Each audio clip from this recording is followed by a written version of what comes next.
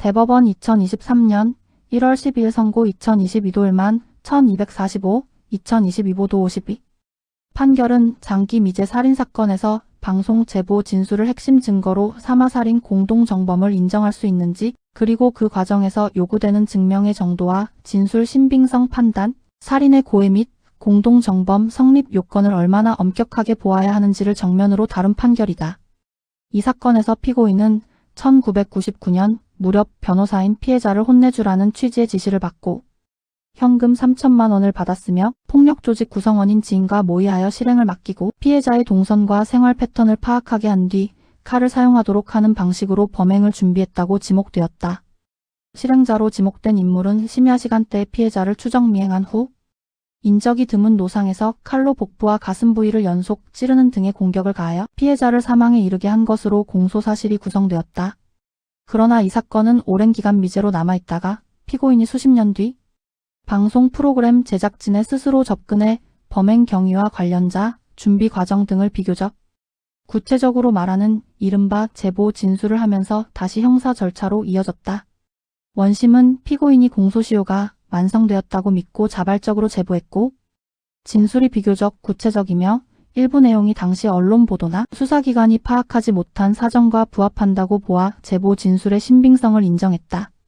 그리고 범행 현장 상황과 손상 형태, 부검 감정 등을 종합하면 실행자에게 살인의 고의가 인정되고 피고인 역시 흉기 사용의 위험성과 사망 결과의 가능성을 알면서 이를 용인한 미필적 고의 아래 실행을 지시 의뢰하고 진행 상황을 보고받는 등 본질적 기여를 했으므로 살인 공동정범이 성립한다고 판단하여 유죄로 보았다. 이에 피고인이 상고하였다. 대법원이 본 사건에서 주목한 핵심 쟁점은 첫째, 형사재판에서 유죄 인정에 필요한 증명의 정도가 어디까지 요구되는지였다. 대법원은 범죄 사실의 인정은 법관으로 하여금 합리적인 의심을 할 여지가 없을 정도의 확신을 가지게 하는 엄격한 증거에 의하여야 하고, 검사의 증명이 그 정도에 이르지 못하면 유죄의 의심이 남더라도 피고인의 이익으로 판단해야 한다는 원칙을 분명히 했다.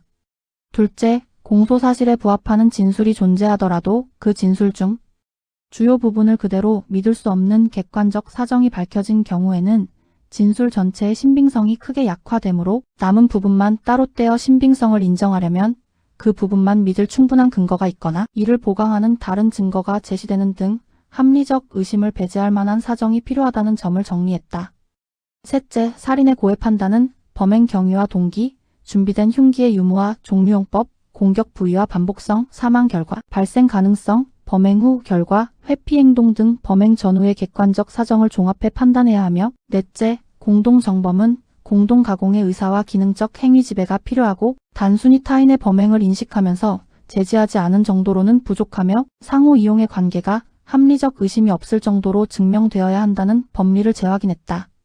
대법원은 구체적 사정에 비추어 원심의 유죄 판단을 그대로 수긍하기 어렵다고 보았다. 무엇보다 피고인의 제보 진술 중 주요 부분이 객관적 사실과 명백히 배치된다는 점이 드러났고, 피고인이 그 허위 진술의 경위를 납득할 만하게 설명하지 못한 채 진술을 번복해 왔다는 점을 중시했다.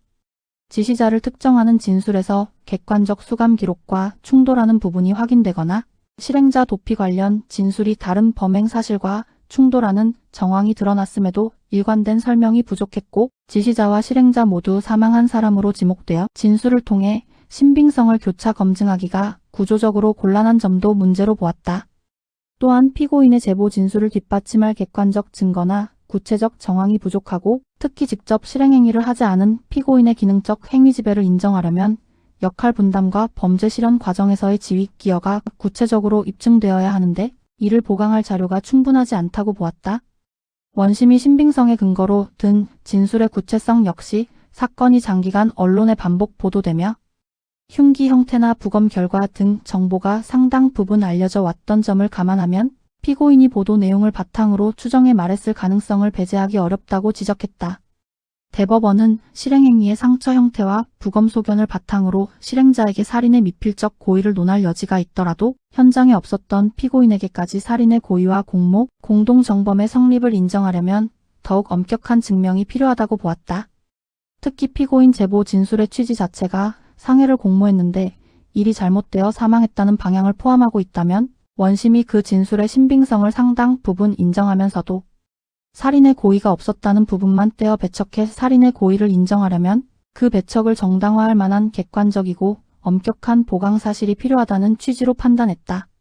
그런데 원심이 살인의 확정적 고의를 인정하는 과정에서 목 부위의 표재성, 절창이 오히려 겁을 주려다 일이 커졌다는 해석에도 부합할 수 있고 혈중 알코올 농도나 상처 형태만으로 당시 몸싸움의 구체적 상황을 단정하기 어렵다는 점 등 여러 의문이 존재한다고 보아 정황 증거만으로 확정적 고의와 공모를 단정하기에는 부족하다고 보았다.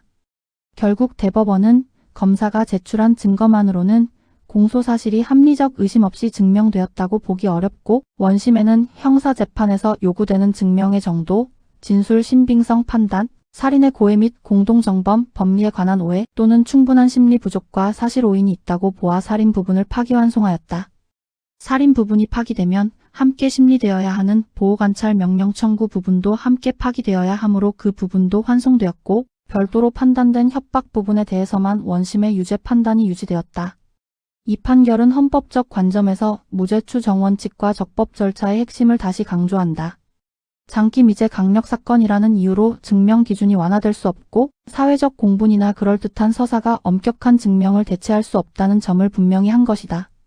형사법적으로는 진술 증거의 부분 채택을 경계하면서 주요 부분이 무너진 진술은 전체 신빙성이 약화되므로 잔여 부분을 살리려면 독립적인 보강 증거가 필요하다는 기준을 명료하게 했다. 또한 공동정범의 인정은 알고도 말리지 않았다는 수준을 넘어 공동의 의사로 서로의 행위를 이용해 범죄를 실현했다는 상호이용 관계가 합리적 의심 없이 증명되어야 한다는 점을 재확인함으로써 직접 실행하지 않은 자에 대한 형사책임 확장은 엄격한 증명 아래에서만 가능하다는 원칙을 선명하게 제시했다.